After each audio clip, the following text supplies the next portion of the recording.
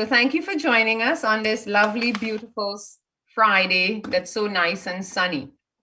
And this morning, we are being joined by a very special speaker, as most of you would probably know Dr. Vrunda Sakharkar, and the younger ones amongst you, I'm sure, have been taught by her.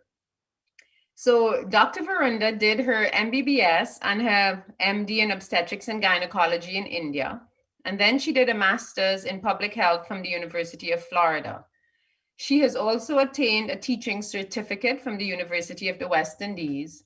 And in the year 2000 is when she came to the Bahamas. Since that time, she has been involved in teaching undergraduate and postgraduates, and she's supervised graduate research projects in obstetrics and gynecology, family medicine, public health, and emergency medicine. Her areas of interest are high-risk obstetrics, social obstetrics, fertility, and endoscopic surgery. She also has presented her research at many international conferences. She has presented at FIGO in Malaysia, RCOG in Trinidad and London, ISPOR in the USA, ESSM in London, and BOGS in China. I am not too familiar with what some of those may mean, so Dr. Vrunda, you may want to elaborate for us what some of those letterings stands for. And so thank you for joining us today. And Dr. Vrunda, welcome, and thank you for speaking to us. Hi, so good morning. This morning, I'm really very happy to be with you guys. Because those who know me, they know that this is the topic of my interest. I want to thank, what happened to my screen? Okay, I have to do like that, right. I want to thank Dr. Ablak to provide me just the opportunity to talk to a little wider audience, because I do talk to my department all the time. It's exciting always to help graduate people as well as undergraduate people to go into new study areas and try and tease out some new research ideas, and I really enjoy the process.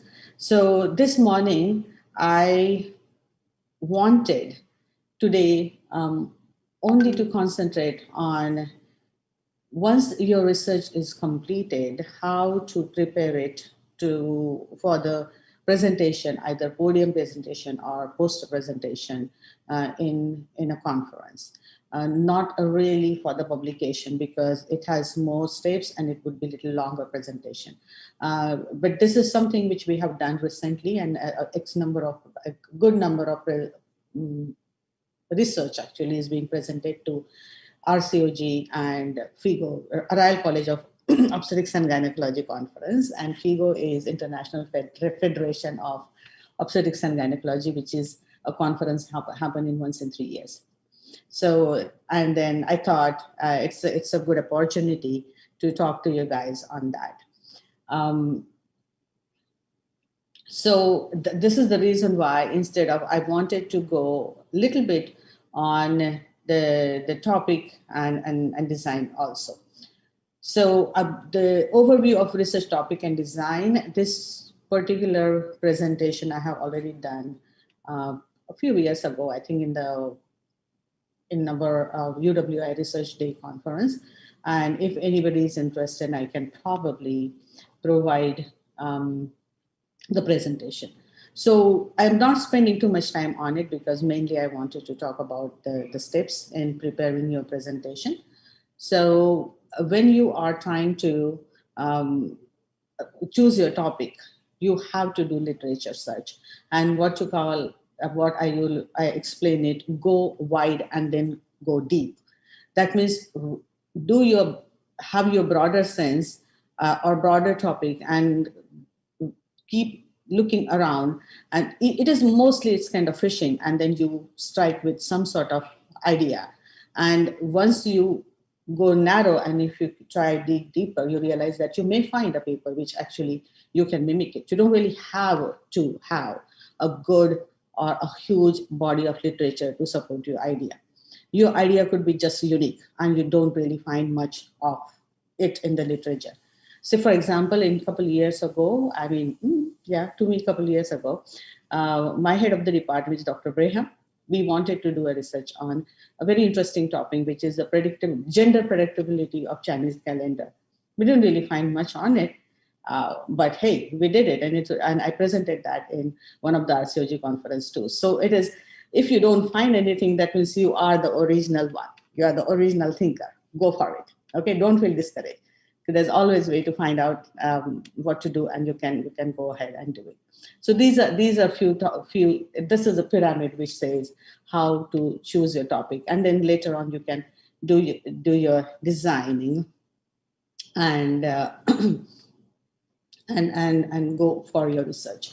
So the first thing, again, most likely you would like to do is either you want to use a protocol or a tool, try and use it, established tool as much as possible, wherever it is possible, use that. There are two reasons why you should do that. One, if you use a pre-established tool, you kind of cut short the process of validation. Many a times when we are in a clinical research, we think that asking a few questions and getting that information probably is adequate. No, a whole field of psychometric research go in that. So there are people who are sitting down and validating and doing item analysis and doing those things. So take advantage of their work and use that particular, like we have DSM 15 and EPDS, which is Edinburgh Depression Scale, and there are many. Like one of my students used that a PMDD scoring system. So use those. So that one, it reduces your time, and second, because it is used by many other people, your research is likely to get involved later on into a systematic review or in meta-analysis. If you don't really have a proper research, a complete research, doesn't really matter. There are various ways to use different type of presentation. You can have a case. If you have an innovative technique, you can present it. Just in the conference which I'm talking about, the RCOG conference, a young researcher from Freeport actually has used a case of supraventricular tachycardia in COVID patients. So that's a case presentation you can do.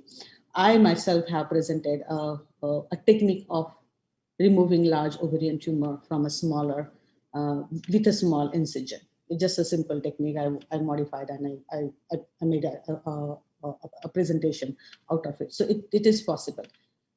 Be collaborative. You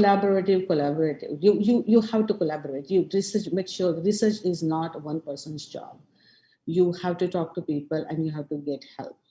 Okay, if it is your DM presentation now, you still have to collaborate, but you are a single soldier with an army of generals. So all the footwork you have to do. Okay, but talking to people and collaborating make your research much more robust and enriched and presentable. Remember, whatever research you do, no research is useless. Okay, your research might not be a breakthrough, but it definitely adds to the body of literature. So don't feel discouraged that, oh, you have something to do. So now we are coming to the main area. So now your research is done. You have done tables, and especially like people in family medicine, they have like what, 50, 60 or 100 pages thesis ready. And now you have to make it smaller and concise and present in a poster format or in a podium presentation. You hardly have 8 minutes to present, or a size of 120 centimeter by the poster dimensions and word limit. What to do that? This is the hardest thing to do. Now, this is a time you need help. Definitely you need help, because for a researcher, every single table, every single figure in their research is important to them, because they have put their efforts in that. So you don't really see beyond that. So you need help. So definitely go to your peer, go to your supervisor and get help. Now, as I said here, basic research should be summarized in one sentence. It sounds very harsh that I wrote so much. How can I put it in one sentence? But that is actually true. If the crux of your research or crux of your study should be able to, you should be able to put in one sentences. I was able to do this. So, for example, if I did a study, I was the PACE program, which is providing access to continuing education, was not helpful in reducing repeat teenage pregnancy. That is my one sentence of my research. So this is an example I'm giving you. So to take help, and at this time, a set of new eyes is required. Sometimes go to your supervisor. If your research topic was broad, then you can even make 2, 3, or even more papers from your one research project. I have had Crispin Gomez's project, and we did 2 studies out of it. He presented to CARFA, and I presented to FIGO Brazil in 2018. So now you think now you're ready. Okay, good. You're ready. Now what to do? You have to choose. Now this is the step one. To choose your conference, you have to choose where you want to present. Depending upon which conference you are choosing, your presentation, your writing, your presentation, your word choice would be different. Say, for example, I had a presentation on focus antenatal care, and I had presented to MAB, and then I had presented to ISPAR. ISPAR is the International Society for Pharmacoeconomics and Outcome Research. It's kind of long name. Yeah. So it's the International Society of Pharmacoeconomics and Outcome Research. So in that particular paper, we had to do the economic analysis, and in that way now the words would be different: incremental cost, the cost utility ratio, sometime like quality of life, daily quality, all this kind of word. If it was my simple OBGYN conference, I think if you can see my paper, poster of ISPAR is a little different. And if it was my MAB, it is a little more simpler, not really simpler, but just a different aspect of the similar kind of thing. So it will probably have more maternal and neonatal outcome and those kind of parameters. So in step 2 now, structure your title. It's very important, because when the audience is coming, or the spectacle, or even now in virtual poster presentation, when your title should draw the audience to you. So it should be simple, but yet a little bit catchy, and should be able to give some sort of information about your research. It doesn't, remember, this is not a sentence, okay? Do not use abbreviation, chemical formulas, brand names, scientific jargon, etc. in your title. You can add a question mark. You can add a little bit, say, for example, hush hush, like teenage pregnancy. Is it a hush hush epidemic in the Bahamas? That was a title. And here I want to quote Dr. Roberts. He is very good in generating titles. So if you have a little bit of imagination challenge, call Dr. Roberts. He will give you a good title. Then you have to make sure you choose your color scheme and make your visually appealing. Your poster should be visually appealing. So this is an example. One of my students, this is a presentation in RCOG. Look at that, how she used this little purple and yellow. Even her outfit is yellow. So it is visually appealing. Make sure your poster is visually appealing. Now step 3. Read instructions to the author carefully. This is very, very, very important. Okay, because if you don't have your abstract in that particular format, your research or your presentation will not really get accepted. So read the instructions to author carefully. Authorship is also very important. The list of authors should be carefully involved in your presentation, as well as their institution affiliation. How to write the author's name is also usually instructed, whether the first initial last name, first name, middle initial last name, or last name and first. So you have to pay attention to those things. Usually authorship is, if you are the presenter, or you are the lead researcher in that project, you would be the first author. Then you will have your co supervisors, and usually your main supervisor would be the last one. Don't forget to include your person who help you in your statistical analysis, because that's another different skill, and you shouldn't really shortchange that person. That person has taken good time in making sense of your numbers, so please include them. Then choose your presentation style, whether it is a podium presentation or poster presentation. Most of the conference will give you an option, or you can leave it open.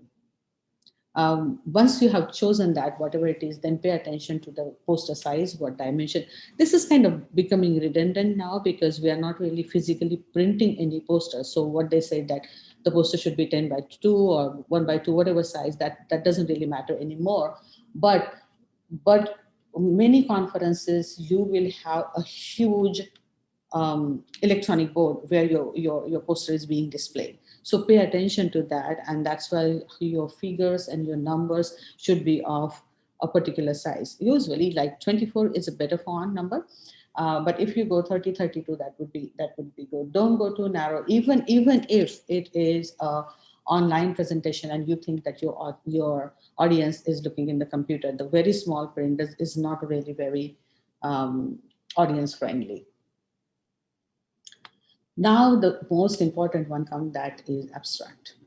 Abstract is the most important part of your research, and the only thing that get published in conference proceeding as well as publications. So many a times, I mean, and I know, whenever we go in PubMed and we just do fishing with the abstract. If the abstract don't appeal, we don't even go for the full paper. So your abstract is the one which will get published in the conference proceeding, or any kind of monograph they have, or any uh, publication they are doing. If you are using the same paper for presentation or presenting in a journal, that also would be important. So be very careful when you are designing or when you are writing your abstract. Be diligent on word limit, their format, headings, etc. How to write abstract, because as again I said to you that you have 50-page research, and now you have to put it in what, 250 to 350. I came across with only one conference which probably had 400 word limit, but usually the word limit is somewhere between 250 to 300. So concise your research in that short number of the number of words is really difficult. So go through your topic, write down only important information on introduction, aims, objective, research, and conclusion. Just write it down. Just write it down.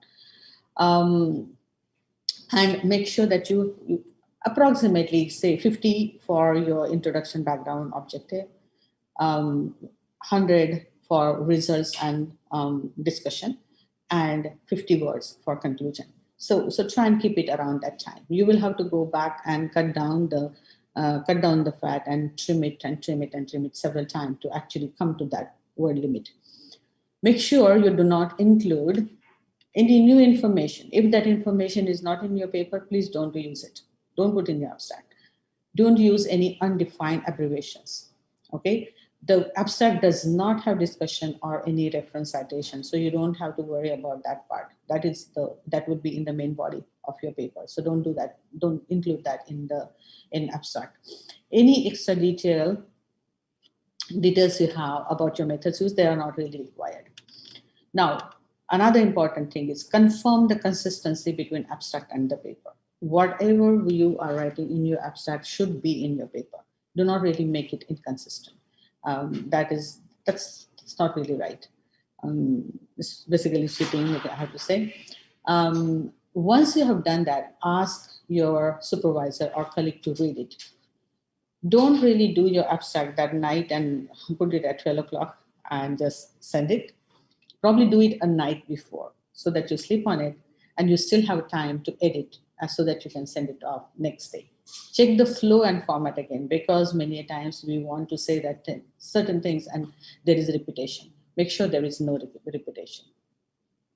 So when in your main body later on, when you are either presenting or in a podium, the abstract is not in in that format, but you still need an abstract to send it to the conference committee beforehand for acceptance of your research paper. So whether it is presented or not, it is necessary. Now, once you have done that abstract, now preparing the main body, it should be easy. So sometimes step 4 and step 5 can be done this way or that way. You prepare your paper first and then do the abstract. But I find myself it is much more easier for me to have, if we have a tons of information, just bring it down to a smaller bullet point and then elaborate those bullet points to make just little big. Okay, so I prefer it that way. So as I was saying, make sure that these things are there. How to prepare your paper for podium and presentation, you will have the guidelines from the conference committee. But still make sure that you have either introduction or background, 1 or 2 sentences about that, the aims and objective. Do not really do more than 2 objective for paper. Okay. Then your methodology, which setting was it, what was the type of the study, retrospective, prospective, cross-sectional, RCT, any of that. A little bit information about the test or instrument which you use, any scale which you have used, any special laboratory test you have used. And then you talk about what statistical tools you have used, just a little bit. You don't have to write a detail about that. Then talk about your results and then discussion. Sometimes discussion can include limitations also, but don't go overboard on the discussion. Simply just go ahead and state the fact. Do not really do too much extrapolation of your data. Whatever you have done and whatever you have seen. Okay. Would have been, could have been. You can talk a lot about that, but try and avoid that. And then the conclusion. Usually, sometimes conclusion also can include recommendation. But remember now, you try and keep it a little smaller, not too much. Now with the newer format, you don't really have to have too much of word limit for the main paper. But I will come back to that in a minute. Make sure the conclusion must align the objective. Right? So whatever you said in your objective, that's what you are trying to find out. That's what should be in the conclusion. This is very important. So when in any conference, when anybody is evaluating your paper, that's what they do. They will look for your objective and see if your conclusion is matching to that. So that thing is very important. Now, tables and figures. Again, don't make it too crowded. Preferably use charts and graph to display larger data instead of tables. Tables are too wordy, too many letters, and I have to squint my eyes to look at it. But your graphs, even simple pie diagram and all, will display the information a little better. Try and use a neutral background. You can add a little bit dash of colors to highlight key findings, and you can use the colors to convey the main theme message. Sometimes you can add a little bit of animation also in your important findings, like a rotating number and stuff like that, but do not really overdo. If you are using slides for the podium presentations, do not have multiple transitions. So if you have swipe in or swipe out or fade in or dissolve, any sort of transition if you are using, keep with that one transition, or even just do not have any transition. Sometimes you get tempted to use these fancy transitions, but they could be distracting.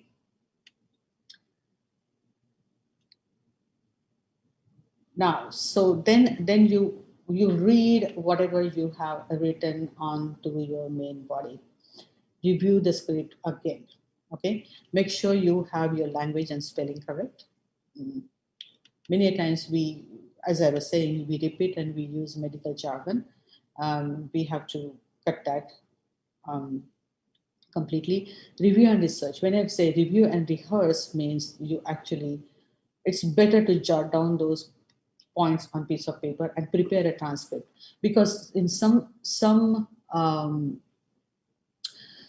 conferences they even would want you to send the transcript to them, and now it is better to prepare a transcript. When you are actually, if it is a podium presentation and you are presenting, you can definitely go a little bit here and there. You don't really have to be reading from the transcript, because the transcript is a guide to you, but you prepare a transcript.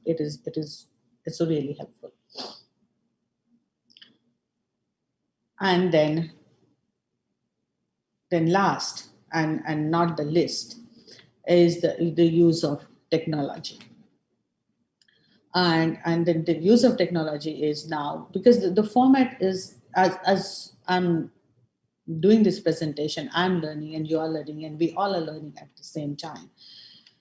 With the new e-poster format now, which we have done in our experience with the recent conferences, that you upload it and you, there isn't really any limitation. You can add videos, you can add audios.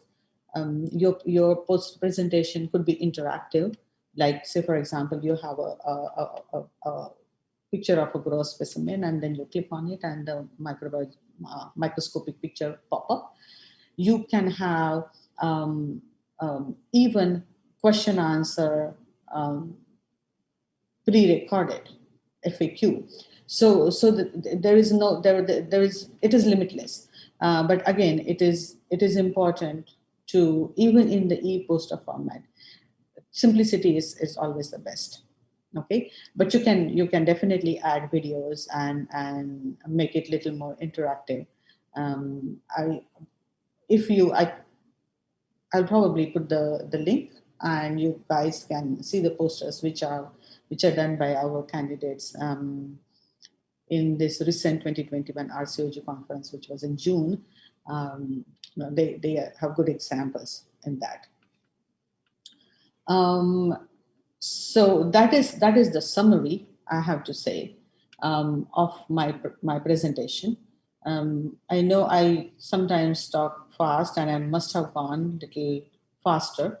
And the reason I went faster, that my teaching philosophy is the learning is learner driven. It's the learner who dictate what they want to learn, and not the teacher. As a teacher, I'm just a facilitator. At the same time, my level of dedication should be measured by what my students do.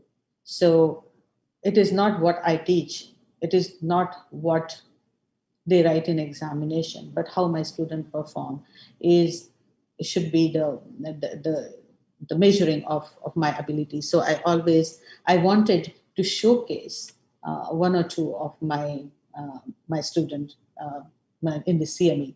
And the whole idea of this CME today is to empower or encourage the younger ones to get involved in presenting in conferences and podiums, and eventually end up into publication. But this is the start. And as I was trying to explain to you, this is not a difficult at all. Not difficult at all. If you have an idea, ask me, or ask anybody for that matter. There are a good number of people around who can help you out.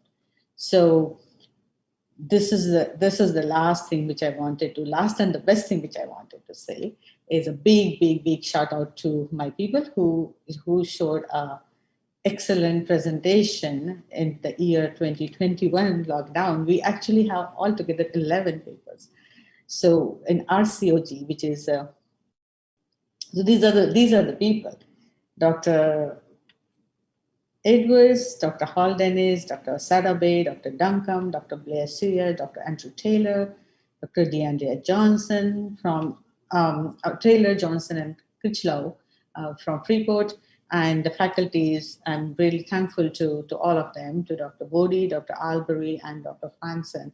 And I think I missed a name of a person from Freeport who did some statistical analysis. So all these people, so I wanted to showcase this so that we all can do this and make a mark on international stage. And this is actually better later on if you are a young physician and entering new in academia, or even it is better when you present for interviews and stuff like that. So this is a screenshot of once you put the Bahamas in that, the 5 posters will come, 6 posters will come, and if you put Freeport, the next one will come. So these are our showcase thing. I had a great number of researchers which I worked with before. My students like Crispin Gomez, Dr. Alec from emergency medicine, Dr. Griffith Bole, Dr. Braham, Dr. Nina Graham, very good researcher. So we have people around and who want to work. So I want to take this opportunity to encourage to all of you to get into the field. And don't really feel shy, don't feel intimidated, don't feel that you cannot do it. Yes, you can do it. And that would be the end of my presentation. We will take question answers, I think, later, but at this point of time, I wanted to showcase 2 of my students. One is Dr. Janice Edward Rollins, and another one is Dr. Janelle Osadabe. I have selected those 2 only not because I don't like other people, but Dr. Janice Edwards' presentation has scored a very high score in one of the high scoring abstract in RCOG conference. So I just want her to give her 5 to 10 minutes to explain what is her experience. And Dr. Osadabe's research got Audience Choice Award in MAB. So I want them to come on board and talk about their presentations. Thank you, Dr. Vrunda, and everyone for giving me this opportunity to share a little bit about my research experience. I conducted my research in partial fulfillment of the requirements for my DM in family medicine at UWI. With the assistance of Dr. Vrunda, I submitted my abstract to the Royal College of Obstetricians and Gynaecology Congress Committee.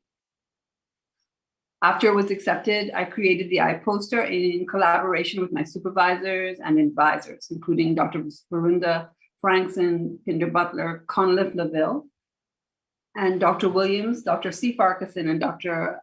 Indira Minus-Quine also gave me very useful advice. All right. This is a screenshot of the poster, the title, and I chose to have a video with a pregnant teen who gave informed consent, and she was able to do that because she happened to be 18 at the time that I did the interview. So that was also included in the poster.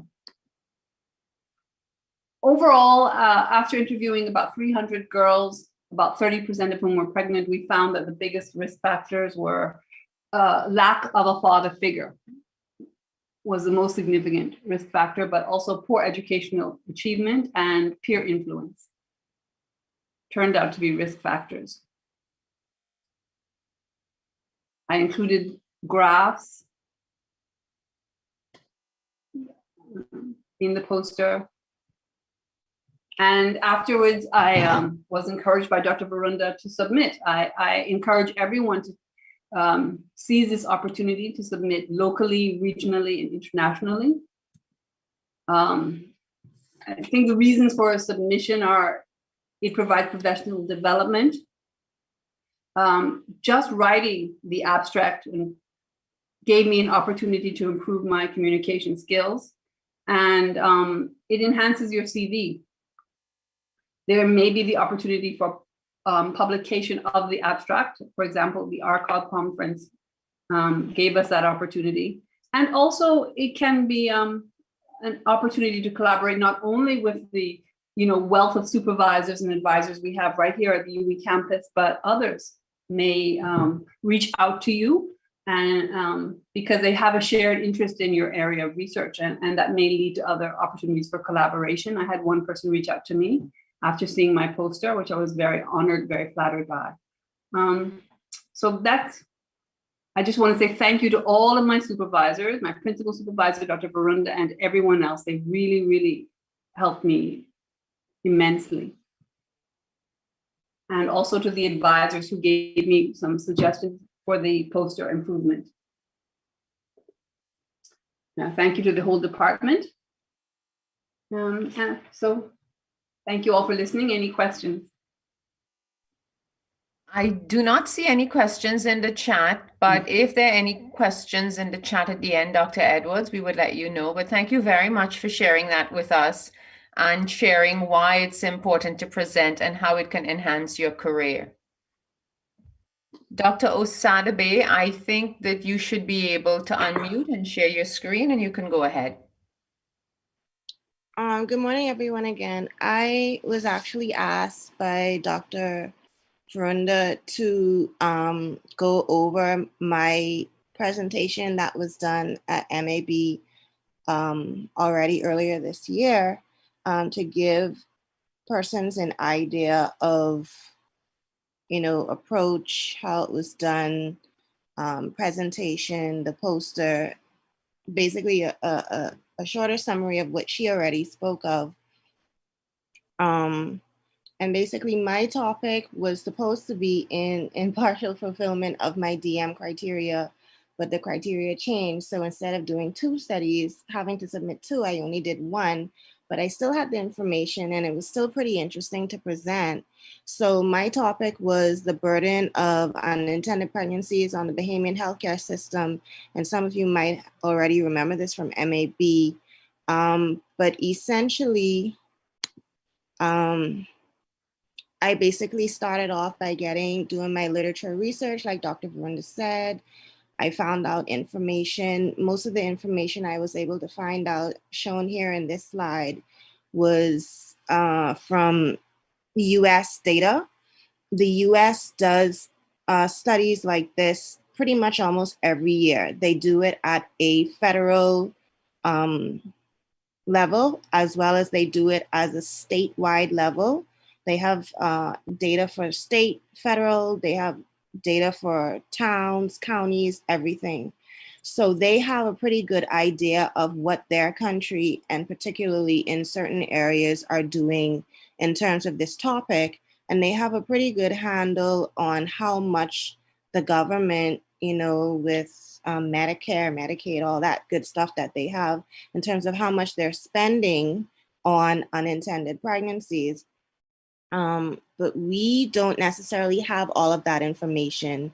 And so I wanted to find that out. So that was essentially the crux of my question.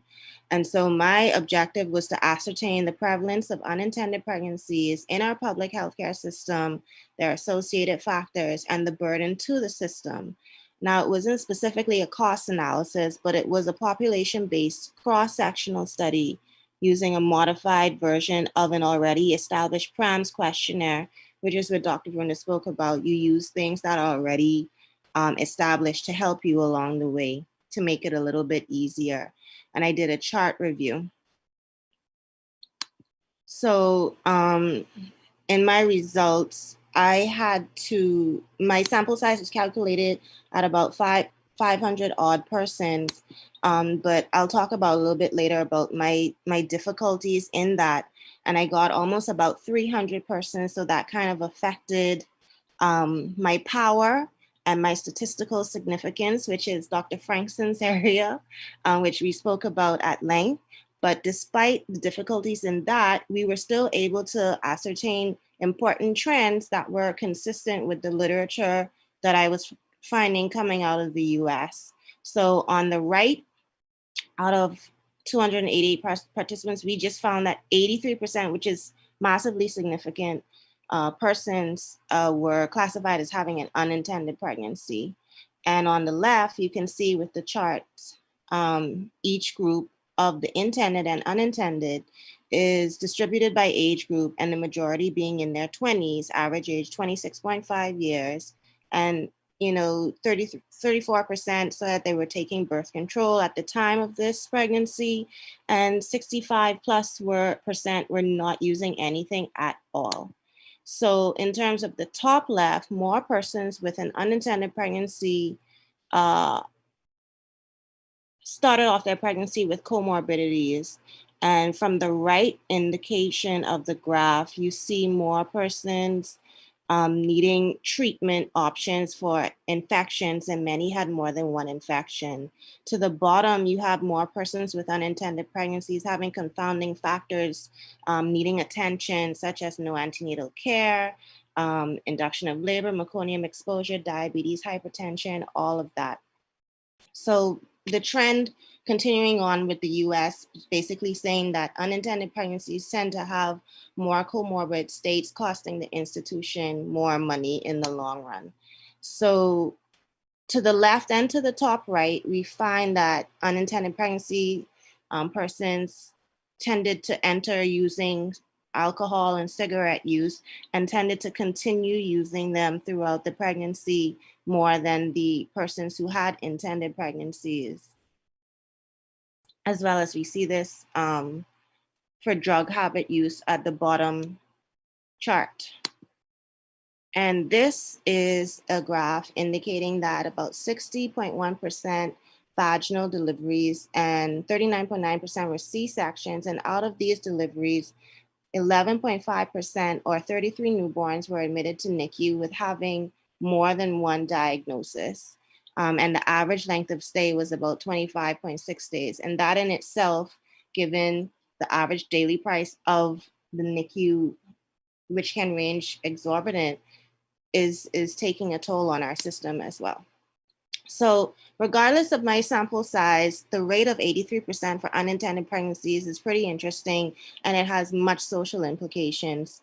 Not obtaining the sample size was mainly due to lack of participation, followed by lack of follow through by participants. Unfortunately, fallout was not documented, and Dr. Vrunda spoke about all of these, I guess, shoulda, coulda, wouldas that you can talk about, but not dwell on per se when you do your presentation. Based on some of this and other factors, concrete judgments couldn't really be made, and recommendations weren't necessarily a part of this, but one would be to do something like this every year or every other year to see where we stand. And just in talking with not only her and Dr. Frankson and other lecturers, you can use this to parlay and do other research as well as carry it on. And one of the topics that we spoke about was the fact that this data was collected before the pandemic, and we were hitting 83%. So imagine if there was data during the pandemic and post-pandemic, and it might be interesting. So those are things to think about as well. So essentially, where we at 83% with vaginal deliveries costing about $11,000, give or take, and cesarean sections, $14,000, or sometimes even more. Thinking about the NICU stays, etc., we can see that the system is taking on a big chunk of unintended pregnancies, and the US has found that introduction of long-acting reversible contraception has helped bring down their rates, and hopefully we can find the same as well as other solutions, but solutions were beyond the scope of this study. And I already spoke about the limitations of the study. So thank you to Dr. Vrunda, thank you to Dr. Frankson, thank you to all of the patients and participants who participated in this and helped me through it all. Any questions for me? Thank you very much, Dr. Sadabe. And if there are any questions in the chat, we will let you know. And for most of us on the chat, we would have attended the Medical Association conference this year and would have had an opportunity to see you present at the conference.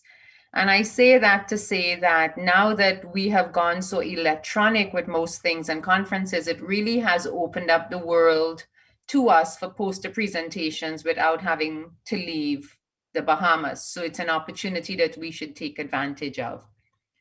And so while we wait to see if there are any questions popping up in the chat, Dr. Vrunda, thank you very much for that educational and instructional presentation. And so we do have a couple questions. One of the first things you said was that an easy way to get into research is to try and mimic something that has already been done.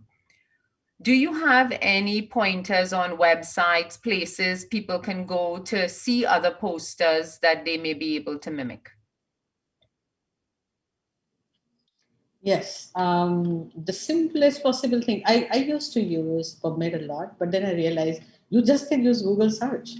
And if you go on Google Scholar, then you will get, because remember I said go broad and then you go narrow. So once you put that your keyword, the whole lot of papers will pop up.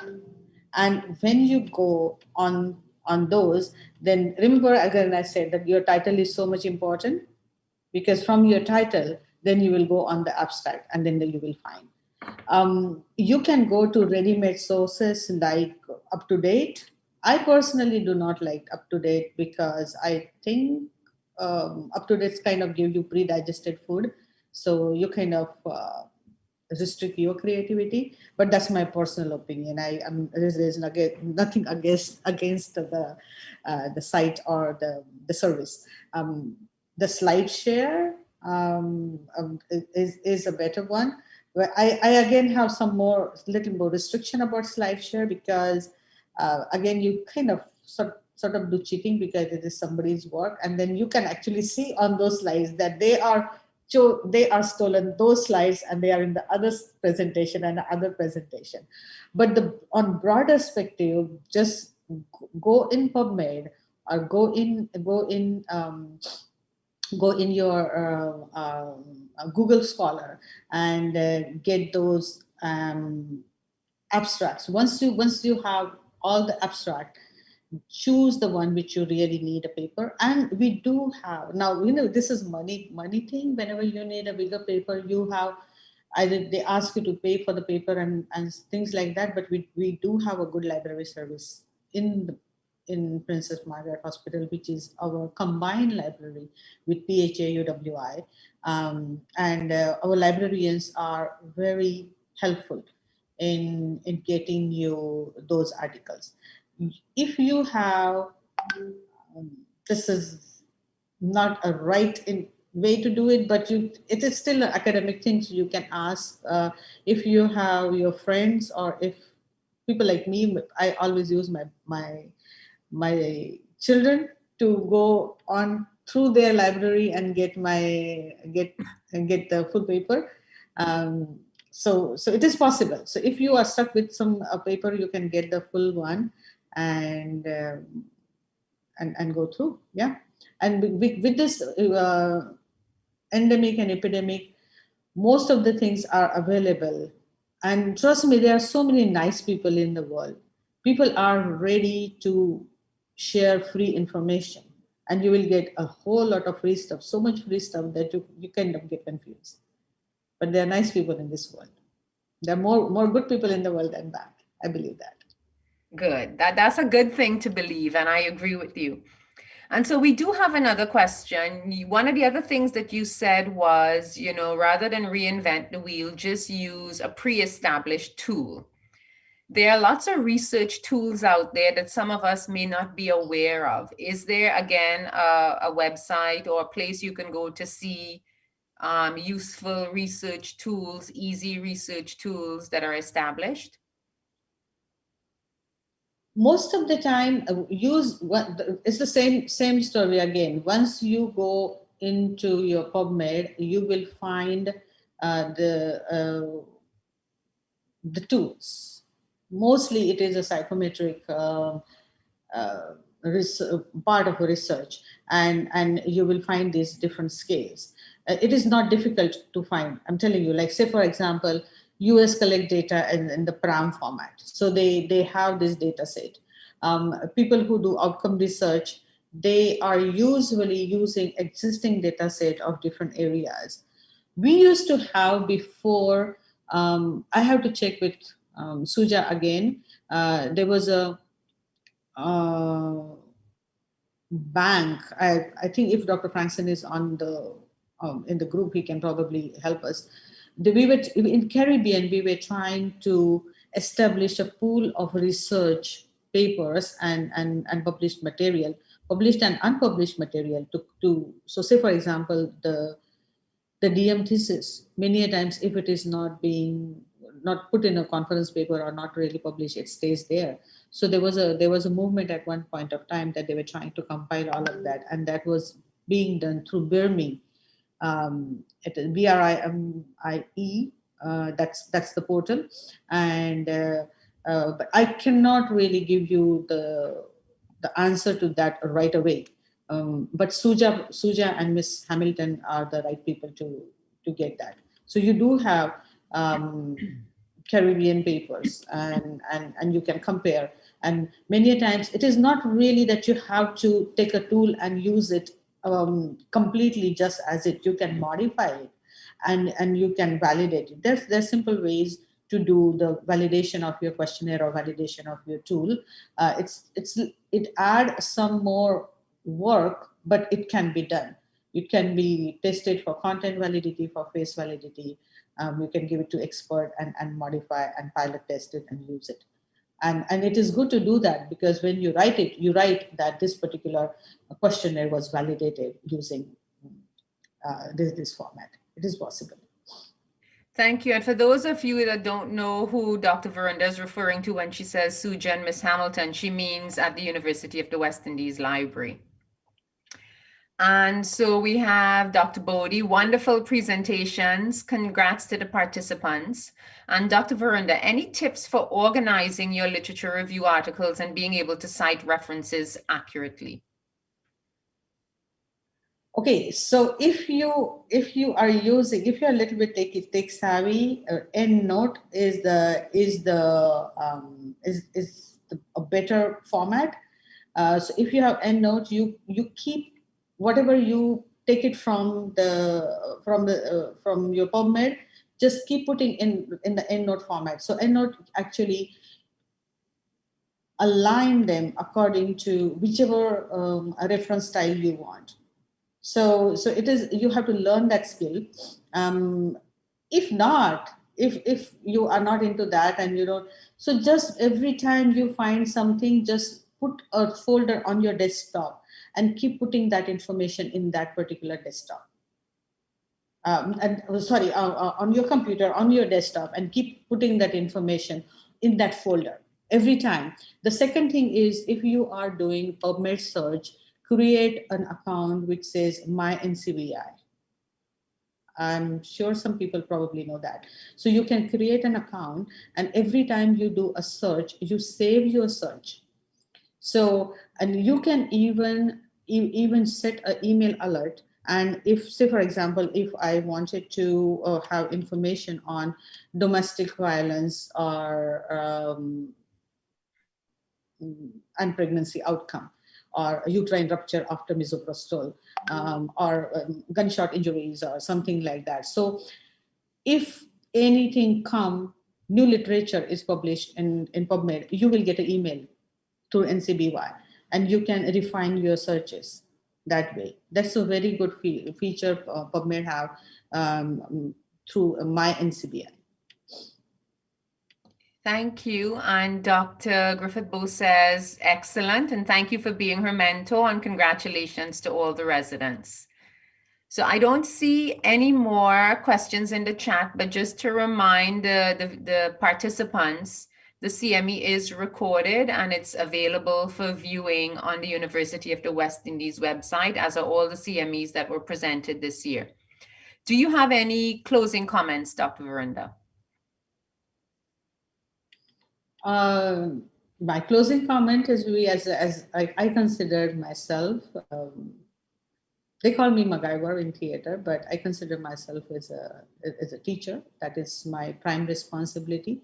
And as I said, if I encourage more and more undergraduate and postgraduate students to get um, into writing and into publishing and into showcasing themselves, I would consider that as a success of my presentation. I am available anytime with this electronic. It's almost any time, and I try and do justice. Many times it is possible that you may not get response right away, but I try and spend time onto your research and try and refine it. Um, yeah, I have supervised like 26, 27 projects so far, or even more. Yeah. Well, thank you very much, Dr. Vrunda, for your encouragement and trying to empower and offer of help.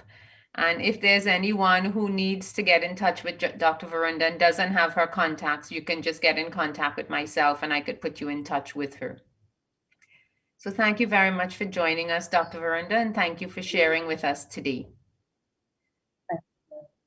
And thank you very much to you, our audience, for joining us for the last 7 months.